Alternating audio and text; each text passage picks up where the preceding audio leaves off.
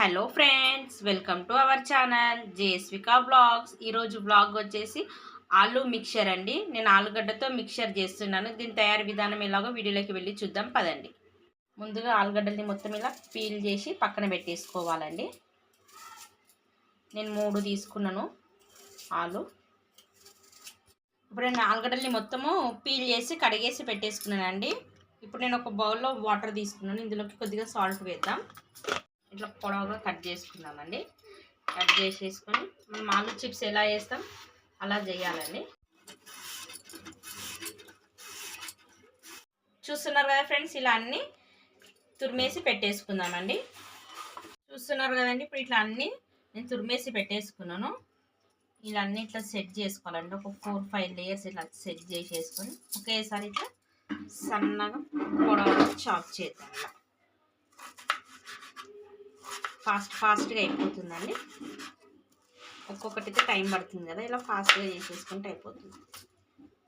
చూస్తున్నారు కదా, ఇలా ఈ సైజులో రావాలి.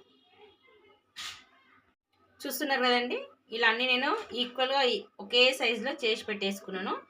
వాటర్లోనే వేసేసుకుందాము, ఎందుకంటే మళ్ళీ బయట పెడితే బ్లాక్ అయిపోతాయి కదండి, కలర్ చేంజ్ అయిపోతాయి. ఇలాగ అన్నీ చేసేసుకుందాం ఫ్రెండ్స్. కదండి, నేను అన్ని ఇలా కట్ చేసి పెట్టేసుకున్నాను. ఇప్పుడు నీళ్ళన్నీ వడగట్టేసుకుందామండి.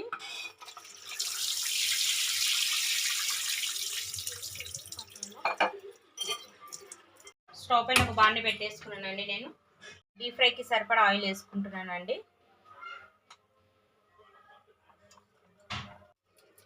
ఇప్పుడు ఒక్కొక్కటి ఇలా విడివిడిగా వేసేసుకున్నామండి.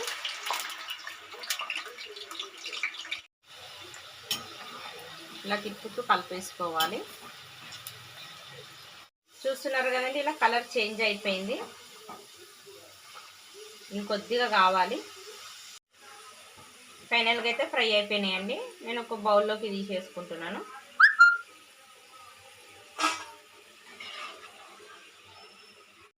చూస్తున్నారు కదండి,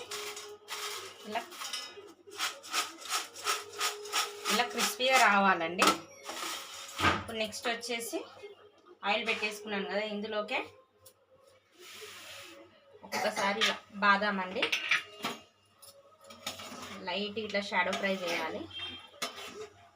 ఒకసారి వేసి తీసేద్దామండి. ఆయిల్ ఎట్లాగో హీటే ఉంది కదా.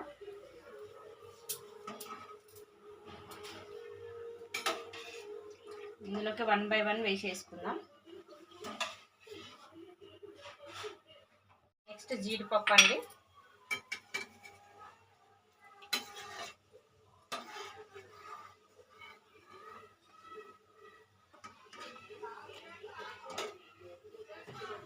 నెక్స్ట్ కిస్మిస్ అండి.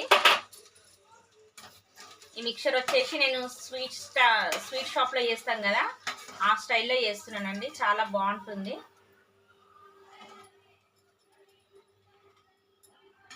ఒక్కసారి ఇట్లా వేసి తీసేద్దాం, ఎందుకంటే ఆయిల్. నెక్స్ట్ పల్లీలు అండి. సో ఫ్రెండ్స్, చూస్తున్నారు కదా, నేను ఆలు, పల్లీలు, కాజు, కిస్మిస్, బాదం, పచ్చిమిర్చి అండి. వీడియో స్కిప్ అయిపోయింది. పచ్చిమిర్చి కూడా వేయించి పెట్టేసుకున్నాను. ఇప్పుడు ఇందులోకే నేను ఒక 1/2 టీ స్పూన్ వేసుకుంటున్నానండి కారము. 1 టీ స్పూన్ సాల్ట్ అండి, ఎందుకంటే మనం ఆల్రెడీ పచ్చిమిర్చి వేసుకున్నాం కదా, చూసి వేసుకో.